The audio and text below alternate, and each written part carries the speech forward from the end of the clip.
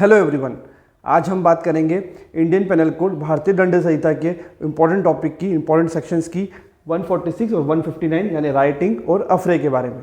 ठीक, यानी कि दंगा और बलवा।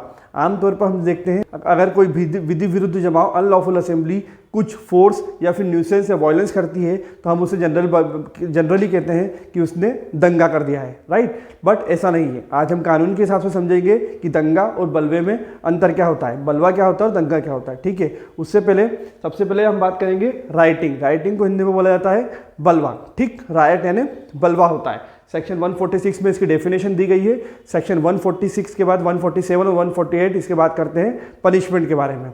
और अफरे यानी कि दंगा होता है, सेक्शन 159 में इसकी डेफिनेशन है और 160 में इसका पनिशमेंट दिया हुआ है। ठीक है, नाउ सबसे पहले रायट यानी कि बलवा। सेक्शन 146 क्या बात करता है, अगर कोई अनलॉफुल असेंबली यानी कि विधि विरुद्ध जमाव कुछ कॉमन ऑब्जेक्ट के तहत फोर्स या वायलेंस करता है तो उसे एक तरीके से रायट का दोषी माना जाता है, यानी कि बलवा माना जाता है। अब अनलॉफुल असेंबली को सेक्शन 141 आईपीसी में बताया गया है, यानी कि 5 या उससे अधिक लोग किसी कॉमन ऑब्जेक्ट के तहत जो पांच दिए गए ऑब्जेक्ट, उसमें एक ऑब्जेक्ट या किसी भी एक ऑब्जेक्ट के तहत वो इकट्ठा होते हैं तो वो अनलॉफुल असेंबली कहलाती है। यानी कि अनलॉफुल असेंबली 141 के अकॉर्डिंग अगर उस कॉमन ऑब्जेक्ट के तहत फोर्स या वायलेंस का यूज करती है तो वो क्या कहलाएगा, रायट कहलाएगा, बलवा कहलाएगा।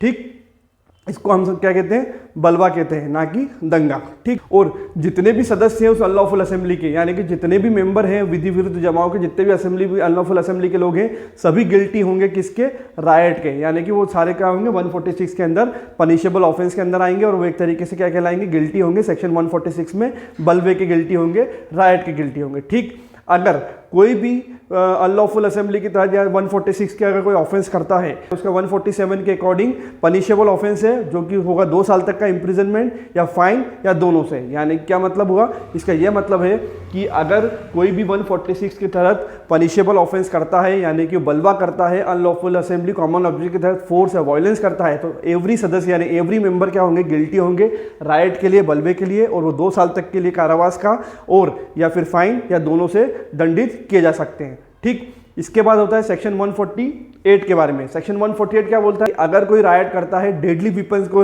यूज करके हुए, यानी कि किसी के पास डेडली वेपन है और उससे वो एक तरीके से बलवा करते हैं, रायट करते हैं, तो वो ऑफेंस पनिशेबल क्या होगा, अगर वो डेडली वेपन है उनके पास तो वो होगा 3 साल तक का इंप्रिजनमेंट, फाइन से या दोनों से। ठीक, तो इसमें 2 तरीके के पनिशमेंट इसको डिस्क्राइब करे गए हैं। अब हम बात करते हैं अफरे के बारे में।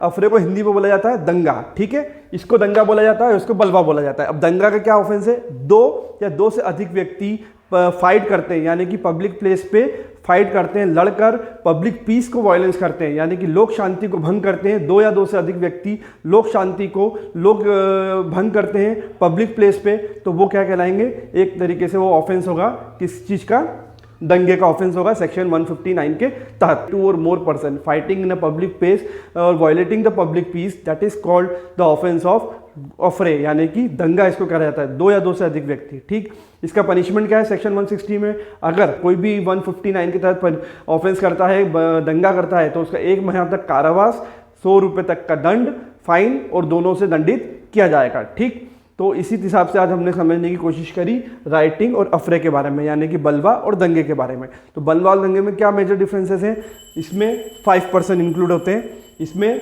2 या 2 से अधिक, इसमें मिनिमम 5 और मोर देन 5, करेक्ट, इसमें 2 या 2 से अधिक। अगर इसमें पब्लिक प्लेस न्यूसेंस होता है तो ऑफेंस पनिशेबल आएगा। अगर राइट में क्या होगा, अनलॉफुल असेंबली किसी कॉमन ऑब्जेक्ट के तहत तो अगर कुछ वायलेंस और फोर्स यूज करती है तो वो एक तरीके से बलवा यानी कि राइट कहलाएगा। ठीक, तो ये इस तरीके से इसमें मेजर डिफरेंस दोनों में आज हमने समझने की कोशिश करी। अब हम दोनों टॉपिक पे एक एक केस लॉ देख लेते हैं।